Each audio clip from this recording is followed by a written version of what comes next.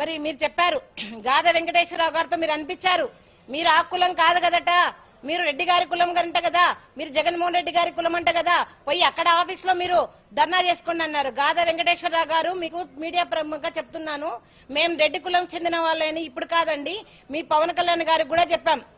నేను వికలాంగురాలు కాదని చెప్పలేదు, వికలాంగురాలని మీ పవన్ కళ్యాణ్ గారికి కూడా చెప్పాం. మీ పవన్ కళ్యాణ్ గారి ముందరే ఇవన్నీ కూడా చూపించాము.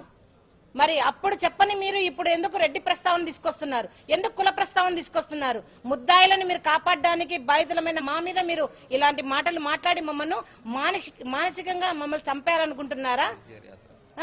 మేము 2025లో నా కూతురు ఎక్కడైతే మరి మేము పూడ్చామో అక్కడి నుంచి వీల్ చైర్ యాత్ర చేస్తామని చెప్పేసి మేము పేపర్ ప్రకటన ఇచ్చాము. అదేవిధంగా మేము మీకు కూడా మీ ఆఫీస్ కూడా ఇచ్చాము.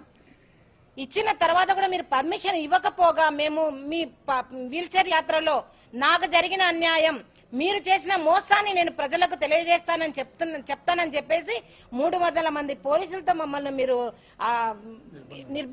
నిర్బంధించి ఎట్లా వీడియోస్ ప్రైవేట్ వీడియోస్ తిప్పించి మీరు మమ్మల్ని అంతగా చిత్రహింసలకు గురి చేశారు.